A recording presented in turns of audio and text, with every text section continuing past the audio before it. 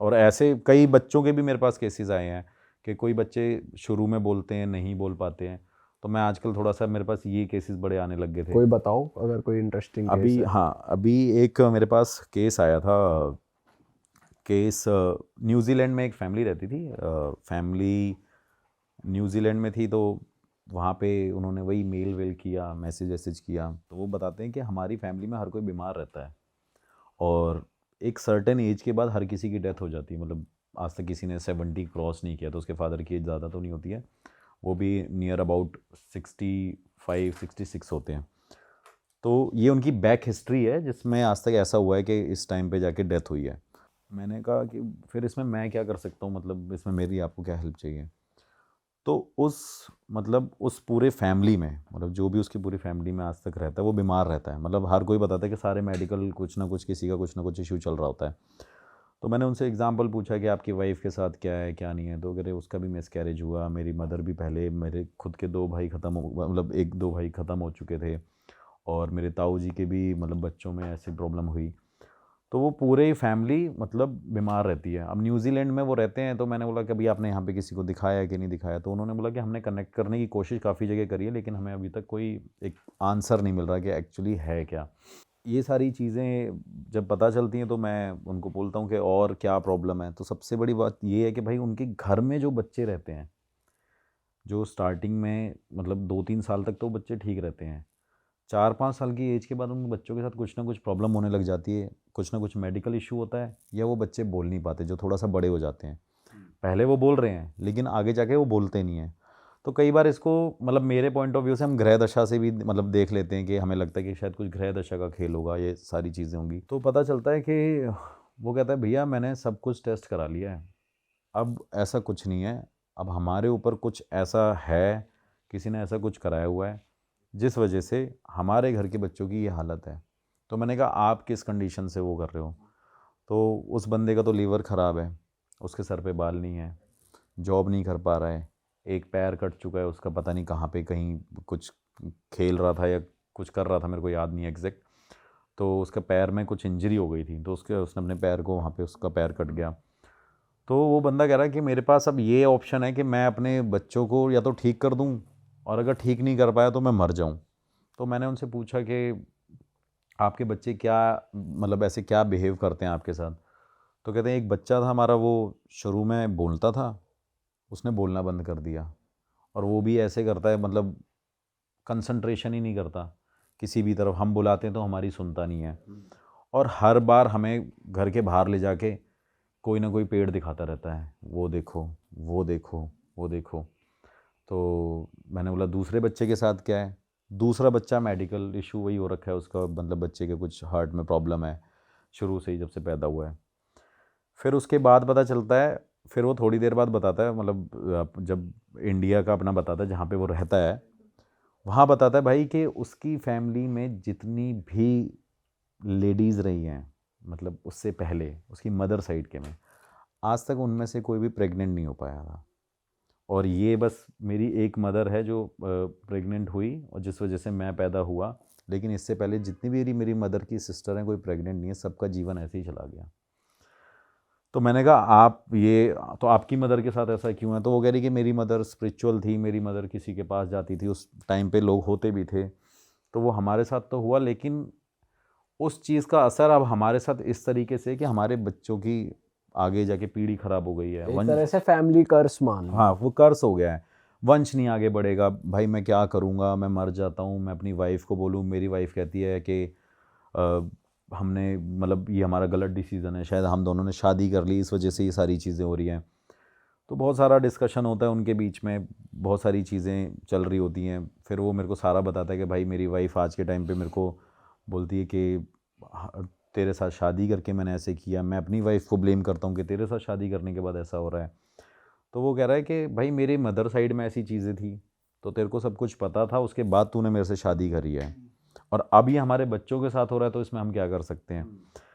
फिर थोड़े टाइम बाद भाई उनके बच्चों के साथ क्या होता है कि बच्चा स्कूल जाता है, स्कूल में जाने के बाद जिसका मेडिकल, जिसका हार्ट में प्रॉब्लम रहती है, वो बच्चा जाके किसी बच्चे की आंखों में मतलब ऐसे नोच लेता है। मतलब एक एक होता ही है, बच्चे लड़ाई करते हैं, छोटे बच्चे करते ही हैं। तो वहाँ से कुछ कंप्लेंट आती है कि आपके बच्चे ने ऐसे ऐसे सारी चीज़ें करी है।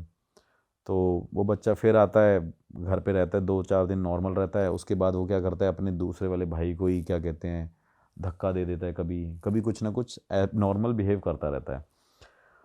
उसके बाद क्या होता है कि एक दिन स्कूल में फिर वही बच्चा क्या करता है, एक बच्ची को मतलब वो अपना ऐसे कहीं सी डेस्क पे खड़ी होती है और उस लड़की को, छोटी बच्ची ही होती है, वो ज़्यादा एज नहीं होती, उसको भी धक्का दे देता है। अब उसके स्कूल से कंप्लेंट आती है कि भाई आप इसका टेस्ट कराओ, इसको साइकेट्रिस्ट के पास ले जाओ, ये ऐसे बिहेव करता है। तो कहता है भाई मैं इसको लेके गया अपने बच्चे को, मेरा बच्चा नॉर्मल था, सारे टेस्ट कराए मैंने, ऐसा कोई मेडिकल टेस्ट नहीं था जो मैंने नहीं कराया हो। तो उसने बोला कि भाई अब ये सब कुछ तो हो गया, यहाँ तक सारी बातें ठीक थी। थोड़े दिन बाद उसी बच्चे ने अपनी मदर के, मतलब उसकी एज नहीं है कि वो बच्चा ये सब कर सके, उस बच्चे ने अपनी मदर के सोते सोते हुए बाल काट लिए सीज़र से। वो कुछ खेल रहा होगा, कुछ क्राफ्ट और ये वो कुछ ड्राइंग व्राइंग बना रहा होगा, और उसने उसके मदर के अपने हेयर कट कर दिए। उनको लगा कि अब कुछ ऐसी चीज़ है जो शायद नॉर्मल नहीं है, कुछ नेगेटिव चीज़ है, नेगेटिविटी है, कोई एंटिटी है, किसी ने कुछ कराया है। तो ये सारी चीज़ें चलती रही। फिर उसने बताया कि भाई मैंने अपने बच्चे को बहुत जगह दिखाया, मतलब न्यूजीलैंड में भी दिखाया और दूसरी कंट्री में भी दिखाया, इंडिया में भी दिखाया, लेकिन सॉल्यूशन, मतलब अभी तक हम सॉल्यूशन की तरफ नहीं पहुँचे। कईयों ने बताया कि इस बच्चे के ऊपर कोई प्रेत आत्मा है जिस वजह से ये ऐसा बिहेव करता है, आपकी फैमिली पे कर्स लगा हुआ है कि ये ऐसे बिहेव करता है। तो उसने सारे, मतलब अपने सारे हथकंडे अपना लिए। फिर वो लास्ट में कहता है कि यार भाई मैंने, हमारे पॉडकास्ट की बात है, उसने बोला कि भाई रियल हिट पे आपका पॉडकास्ट देखा था, सोचा आपसे कनेक्ट करूं। तो मैंने कहा भाई आपको बच्चे को इंडिया लेके आना पड़ेगा, या बच्चे की क्या कहते हैं सारी मतलब फ़ोटोज़ दे दो, डिटेल्स दे दो, जो मुझे यहाँ से पता चल सकता है वो मैं देख सकता हूँ। फिर उसकी कुंडली भी मंगाई, वो सारी चीज़ें करी, वो भाई बच्चा मतलब नॉर्मल था, मतलब उसके ग्रह दशा में भी ऐसे देख के कुछ नहीं पता चल रहा था। फिर उस बच्चे को हमने बोला कि मतलब बच्चे को बोला कि अपनी आंखें ऐसे बेटा खोल के रखना और ये सारी चीज़ें। तो मैं गुरुजी के पास गया हुआ था, तो गुरुजी के पास गया, गुरुजी ने बोला कि यार इसके ऊपर तो कुछ कराया हुआ है, और वो भी अब से नहीं कराया हुआ, इसकी पूरी पीढ़ी दर पीढ़ी कराया हुआ है। तो वो जो कर्स लगा हुआ था वो पता चला। तो मैंने गुरुजी से पूछा, गुरुजी ये तो सारी चीज़ें ठीक हैं, लेकिन कर्स क्या है? अब कर्स भाई वैसे तो सुनने में नॉर्मल लगता है, लेकिन उन्होंने ये बताया कि इसके पेरेंट्स ने, मतलब पिछले जन्म में, और इसके एंसिस्टर ने इस जन्म में भी इतने बुरे कर्म करें जिस वजह से ये कर्स इनके पास लगा कि इसके घर में सारी, मतलब जो इस लड़के की मदर की सारी सिस्टर्स हैं वो प्रेग्नेंट नहीं हो पाई। तो वो कर्स है कि उन्होंने कई पुजारियों को, मतलब लिटरली पहले के टाइम पे, मतलब घर में मारा पीटा और बांध के रखा, और उनके ऊपर कुछ ना कुछ ऐसी हरकतें करी हैं। ये एक केस सेम मेरे पास ऐसा पहले भी आया हुआ है, मेरे नोन में ये केस। तो उन्होंने बोला, मैंने बोला कि करा क्या है, एग्जैक्ट बताओ गुरुजी कि किया क्या है। तो उन्होंने बोला कि इन्होंने किसी ब्राह्मण के घर पे जाके उनको मारा पीटा और सब कुछ किया। तो उन्होंने इनको कर्ज कर दिया कि आज तूने मेरी पूरी पीढ़ी ख़त्म करने में लगा हुआ है। मतलब होता ही है कि बंदा अंदर से बोलता है कि भाई हमारे पूरे परिवार को मारेगा क्या, ये वो। तो उसकी फैमिली में किसी ने उस टाइम पे उनको मारा होगा, तो उन्होंने उसको कर्ज दिया कि तेरे घर में जा कोई खुश नहीं रहेगा, सुखी नहीं रहेगा, ये सारी चीज़ें होंगी। तो गुरुजी ने बोला मुझे ये लग रहा है, अब इनसे पूछो कि इनकी बैक हिस्ट्री इनको कुछ पता है। फिर मैंने उस बंदे को कनेक्ट किया दोबारा फ़ोन पे। मैंने कहा यार ऐसा ऐसा कभी कुछ तुम्हारी फैमिली में हुआ है, कुछ मंदिर से रिलेटेड या किसी पंडित से रिलेटेड? तो वो एग्री भी करता है कि मेरे जो दादा के दादा थे उन्होंने क्या किया, क्या कहते हैं, अपनी एक राइस मिल स्टार्ट करनी थी, जिस वजह से उनको वो जगह चाहिए थी और वहाँ पे एक टेम्पल था। तो उन पंडितों ने मेरे दादा दादा को कुछ बोल दिया था, तो हमारे मतलब जो जो परदादा दादा थे उनकी इंसल्ट हुई, तो उन्होंने मिल के, सारे लेबरों ने मिल के उनको मारा था, जिस वजह से उस ब्राह्मण का उस पे मर्डर करा था या मारपीट करी? मतलब मारा ही था, वही मर्डर ही कह लो। तो जिस वजह से उसकी वाइफ ने और उनके लोगों ने उनको कर्ज दिया कि भाई ये तेरा खानदान और तेरी पीढ़ी ऐसी रहेगी। फिर उसको इतना नहीं पता था, लेकिन उसने इतना बताया कि भाई ऐसे ऐसे हमें प्रॉपर्टी चाहिए थी, और जिस वजह से उन्होंने, हमारा झगड़ा हुआ था। तो उससे ये कंफर्म हो गया कि गुरुजी ने बोला कि हाँ ये सारी चीज़ें तो हुई हैं कम से कम। तो जब ये पता चलता है, मैंने पूछा गुरुजी से कि करना क्या है, कैसे करना है। तो उन्होंने यही बोला कि इस बच्चे को ऐसे ही रहना पड़ेगा कुछ कई सालों तक और। तो मैंने कहा गुरुजी अब ये जो बाप है इस बच्चे का ये भी मर जाएगा, बीवी भी मर जाएगी, करेंगे क्या? तो उन्होंने बोला कि फिर इनको इंडिया आना पड़ेगा, और ये इंडिया आएंगे तो मैं देख के कंफर्म नहीं कहता कि मैं इनकी हेल्प कर पाऊँगा। अब वो इसका रीज़न क्या होता है भाई कि एक तो कर्ज मिला है, दूसरी बात ये है कि ब्राह्मण ब्राह्मण वाली बात फीलिंग भी आ गई होगी, दूसरी बात ये भी है, एक तीसरी बात सॉरी ये भी है कि उनको ये लगा कि अगर जब इनको ये सारी चीज़ें पता थी तो इन्होंने उस टाइम पे कोई ऐसे स्टेप क्यों नहीं लिए जिससे उनको शायद इन चीज़ों से रिलीफ मिलता। तो मैंने कहा गुरुजी बच्चों की क्या गलती है, आप देख लेना। कह रहे बच्चों को तो मैं ठीक कर दूंगा लेकिन इनके पेरेंट्स जो है मैं इनको ठीक नहीं कर पाऊंगा। तो मैंने कहा ऐसा क्यों? कह रहे कि इनको पता होते हुए इन्होंने अपने आप को मतलब गैर जिम्मेदार समझा इन चीज़ों से कि भाई हमारे उन्होंने क्या किया, या इसके फादर ने भी किया। तो उसके फादर की भी तबीयत हेल्थ ख़राब रहती थी, उसकी मदर की भी रहती थी। थोड़े टाइम तक उस बच्चे को बुलाया, उसके फादर आया, उसकी मदर आई, और वो बच्चा सारे लोग इंडिया आ गए। इंडिया आने के बाद यहीं उनको मैं लेके गया, लेके जाने के बाद बच्चे को दिखाया। तो गुरुजी ने मतलब जेन्युइनली बता रहा हूँ भाई, कोई पूजा पाठ कुछ नहीं किया, 15-20 मिनट उस बच्चे का हाथ पकड़ के बैठे रहे, कुछ ना कुछ मंत्र पढ़े, ये सारी चीज़ें करी। फिर उसको ये बोला कि इसको कुछ उपाय करने पड़ेंगे, वो उपाय इससे कराते रहना कम से कम 6 महीने तक। अच्छा, मान के चलो। और कोई ऐसे भारी उपाय भी नहीं थे, मतलब हल्की फुल्की चीज़ें कि नदी के पास ये करना, इसके सर से ये घुमाना और वैसे से घुमा के डालते रहना। तो वो सारे उपाय करने के लिए मैंने उनको बोला भाई कि आप उपाय करा लो। अब उसकी जो वाइफ थी, इनिशियली तो उसने बहुत इंटरेस्ट दिखाया कि मेरा बच्चा ठीक होगा या गुरुजी ने देख लिया है, अब गुरुजी ने उपाय बता दिए हैं। तो होता है ना, किसी को बंदे को रिजल्ट चाहिए होता है, इंस्टेंट रिजल्ट मिल जाए। तो उन्होंने इस चीज़ को, उसके हस्बैंड ने तो सीरियस लिया लेकिन उस बंदे ने सीरियस नहीं लिया कि सॉरी, उस बंदे ने सीरियस ले लिया, उसके हस्बैंड ने, उस वाइफ ने सीरियस नहीं लिया। तो उसकी मदर ने जब उसको बोला कि क्या कहते हैं अपने बच्चे को कि भाई मैं इसको ऐसे पागल नहीं बना सकती, इसकी एजुकेशन वेस्ट हो जाएगी, ये कौन से लोगों के बीच में तुम पढ़ रहे हो।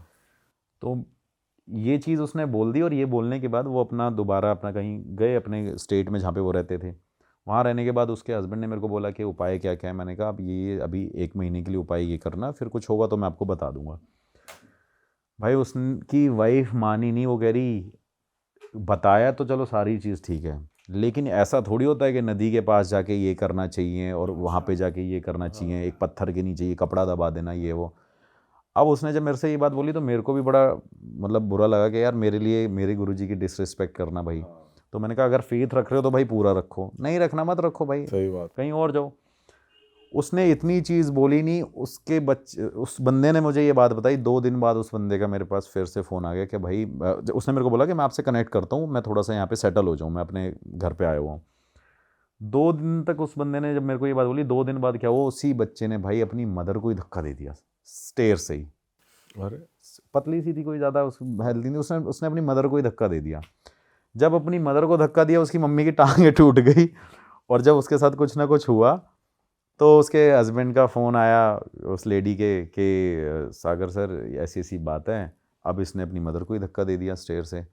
तो मैंने कहा ये ऐसे ही बिहेव करता रहेगा, इसके ऊपर ये आपका वो दोष तो लगा ही लगा है, लेकिन इसके साथ कोई ऐसी एंटिटी भी है, इसके साथ कुछ किया भी है कि ये तभी ठीक होगा जब आपसे ये सारी चीज़ें करोगे। तो उन्होंने बोला पूजा करा दो, कोई जो इंस्टेंट कुछ मिल जाए। तो मैंने बोला कि मैंने कहा अगर बच्चा पूजा में बैठ सकता है या उसके हाथ में उसको जो बोलने के लिए बोलें तो वो नहीं कर सकता ना। वो चीज़ें तभी हो सकती हैं जब वो पूरा एलिजिबल हो उस चीज़ को करने के लिए। तो उसके बाद क्या होता है भाई कि वो बंदा मेरे को फ़ोन करता है उपाय करने के लिए, और मैं उसको बोलता हूँ भाई तू इस पे लग जा। जब वो उपाय करने लग जाता है, उस बंदे के साथ क्या होता है कि वो बंदा फिर से बीमार हो जाता है, वो फिर हॉस्पिटल पहुंच जाता है, उसके वो ब्रेक हो जाते हैं। लेकिन उस उपाय का एक रूल था कि भाई उससे ब्रेक मत करना, रेगुलर बेस पे करना। वो बंदा खुद बीमार हो जाता है। अब वो फ़ोन उसकी मतलब फैमिली में से फिर फ़ोन आता है उसके घर से कि ऐसी ऐसी बात हो गई। मैं फ़ोन करके पूछता रहता था कि क्या चल रहा है क्या नहीं चल रहा। तो मैंने उससे पूछा कि अब क्या क्या स्टोरी है, क्या चल रहा है। तो मेरे से कहते हैं कि अरे वो तो खुद ही बीमार हो गए, हॉस्पिटल में चलेंगे। मैंने कहा तो उसके उपाय कोई और कर लेता उसकी जगह फैमिली मेम्बर में से। उसने वो उपाय करे नहीं। मैंने बोला कि चलो देखते हैं। इसी बीच में मैं ऐसे ही जाता ही रहता हूँ अपनी लोअर बैक के लिए और अपने आप को दिखाने गुरुजी के पास। मैं उनके पास जाता हूँ, वो मेरे से कहते हैं और वो बच्चा ठीक है अब? मैंने कहा गुरुजी वो तो मेरे भी दिमाग से निकल गया। मैंने कहा वो बच्चे के फादर भी बीमार हो गए। तो उन्होंने बोला वो शैतान उसको छोड़ेगी ही नहीं, मतलब ऐसे बोला, वो शैतान उसको छोड़ेगी ही नहीं। तो मैंने बोला वो शैतान? कह रहे कुछ ऐसी शक्ति है जो उसके साथ लगी हुई है, जो उससे उनको चीज़ें करने नहीं देगी। फिर भाई उसके पेरेंट्स को मैं फ़ोन करता हूँ, मैं कहता हूँ भाई साहब अपने बच्चे को ठीक कर लो और मान जाओ, आपका बच्चा ठीक हो जाएगा, आप मुझे पैसे मत देना। मैंने ये भी कंडीशन रखी, मैंने ये नहीं बोला मुझे पैसे चाहिए, मैंने उनसे ये बोला था जब मेरे साथ जा रहे थे तो मेरे को एक्सपेंस आप कर रहे थे, मैंने कोई भाई पैसों की कंडीशन नहीं रखी, बच्चे का केस था। जब मैंने उसको ये बोला, मैंने कहा शुरू में पैसे मत देना, लेकिन हाँ आपका बच्चा ठीक हो जाए तो पैसे दोगे, तो मेरे कहने से इतना उपाय कर लो, अगर आपके उपाय वेस्ट जाएंगे 30-40-50 हज़ार रुपये खर्चा होगा, वो मेरे से ले लेना अगर आपका वेस्ट जाए तो वो बंदा बड़ा मतलब ऐसे कहता है ये बात मतलब ठोक पीट के बोल रहे हैं भाई तो कर ही लेते हैं। फिर वो दोबारा उस पर लगते हैं, सारी चीज़ें करते हैं। लगने के बाद भाई मैं उनको बोलता हूँ कि एक दिन गुरुजी के पास ज़रूर मिलने चले जाना और बच्चे को दिखा देना। तो वो न्यूजीलैंड से यहाँ फिर आ ही गए थे क्या हमेशा के लिए? हाँ काफ़ी टाइम तक यहीं पे ही थे वो। अच्छा। मतलब 3-4 महीने तो उनको हो ही गए थे। तो उसके बाद क्या हुआ भाई कि मैंने उनको बोला गुरुजी के पास चले जाना। अब उन्होंने मुझे बताया नहीं और वो डायरेक्ट गुरुजी के पास पहुंच गए, क्योंकि होता है ना बंदों को ले जाता हूँ, लोग क्या करते हैं लोकेशन सेंड कर लेते हैं फिर जाके डायरेक्ट करते हैं। तो कई बार ऐसा भी होता है गुरुजी ने चलो उनसे मिल लिया लेकिन गुरुजी वापस भेज देते हैं। कई लोग मुझे ये बोलते हैं कि भाई मुझे लोकेशन दे दो, तो गुरुजी बोलते हैं भाई वो है ही नहीं तो मैं मिलूंगा ही नहीं आपसे, सीधी सी बात है। तो वो बच्चे के पास जाते हैं, आप बिलीव नहीं करोगे वो बच्चा वहाँ पे थोड़ा सा कुछ बोलता है, मतलब अच्छा। एक थोड़ी सी आवाज़ उसकी वहाँ निकलती है। तो जब निकलती है तो उसके पेरेंट्स बड़े शॉक्ड हो जाते हैं कि गुरुजी ने ऐसा क्या कर दिया या क्या चीज़ें हो गई हैं जिस वजह से ये बच्चा बोलने लग गया है।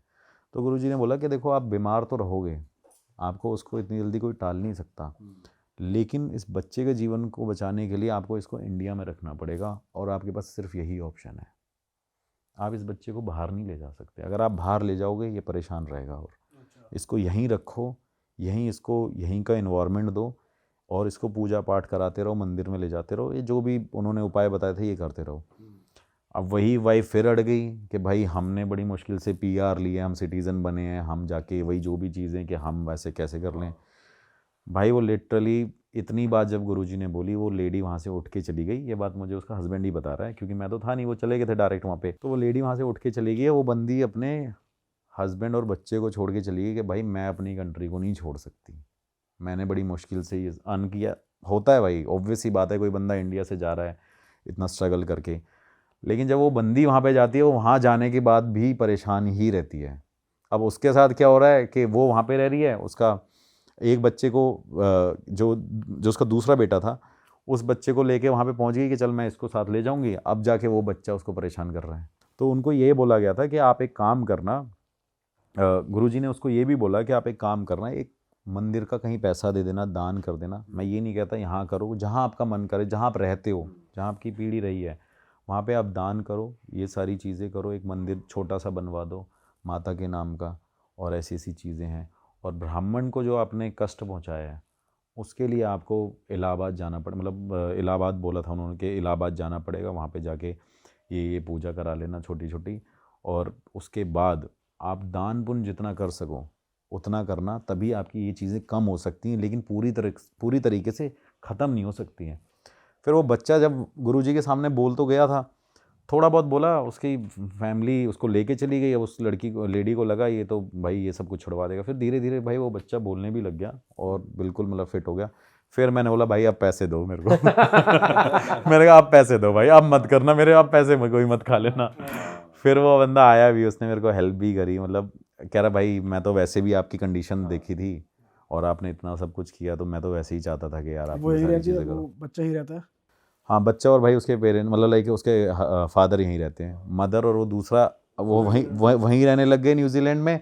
लेकिन क्या है वो बीच में जब वहाँ परेशान हुई, आई तो है कई बार, लेकिन उसका अभी तक वो बंदी ऐसी है कि वो स्टेबल ही नहीं हो पा रही है। वो कहती है मैं अपना देश नहीं छोड़ सकती हूँ, कि कईयों के लिए ऐसा है भाई कि वहाँ जाके भाई इंडिया नहीं समझ आता लोगों को, और हम सही जैसे बात को इंडिया के अलावा कुछ समझ ही नहीं आता।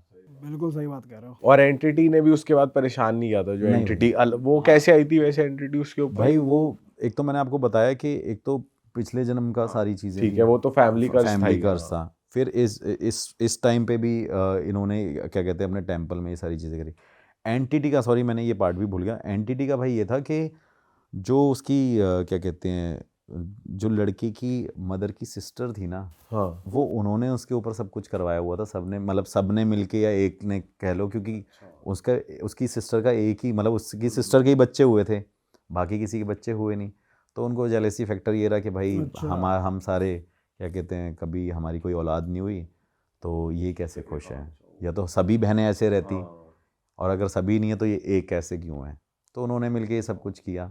एंटिटी मतलब मेरी लैंग्वेज में कह लो, एंटिटी कह लो, लेकिन मैं तो इसको वही कुछ क्रिया और कुछ जादू ही मानता हूँ जिस वजह से परेशानी होती है। कई बार ये भी बताते हैं कि वो बच्चा जब न्यूजीलैंड में था तो उसने भी कुछ ऐसे रास्तों से मतलब अपने आप को, मतलब जब किसी ऐसे रास्ते से भी निकला जिस वजह से उसके ऊपर हवा भी, और मतलब होते हैं ना जैसे कि कुछ ना कुछ लग गया, नेगेटिविटी हो गई, जिस वजह से उसकी कंडीशन और ख़राब हो गई। और उसका जो मतलब जो उस लड़के का बाप है, वो भाई अभी मेडिकल मतलब अभी ठीक नहीं है, बट ये है कि सरवाइव कर लेगा, थोड़ा सा लंबा चल जाएगा। बाकी वो पहले बिल्कुल ठीक था, कर्ज की वजह से थोड़े टाइम बाद जब उसने शादी करी तब उसके साथ ये प्रॉब्लम होने लग। ये वाली चीज़ भी हट गई कि 60 साल के ऊपर वो 70 साल के बाद, अब भाई ये तो तब पता चलेगा जब उनकी उम्र होगी उनके। गुरुजी कह रहे हैं कि वो भी चीज़ हट गई है अब। हाँ, कह रहे हैं कि हट जाएगा वो सब। भाई वो ऋण जो है वो चुकाना पड़ेगा ना, अब हमने गलती कर दी, अब ये एक प्रोसेस होता है, अब लोग इस प्रोसेस को समझ नहीं पाते। इस जन्म में हम कितना भी अच्छा कर रहे हैं लोगों के सामने, अगर हम गलत कर रहे हैं तो अगले जन्म में हम कुछ और बनेंगे, और अगले जन्म में कुछ, अगर अभी अच्छे कर्म कर रहे हैं तो कुछ और जाके करेंगे। ये बहुत बड़ी कहानी, अगर बताऊँ तो टाइम लग जाएगा। एक बहुत बड़े कामाख्या के पंडित ने मुझे ये कहानी बताई थी, तो मैं उसको रिलेट कर रहा था।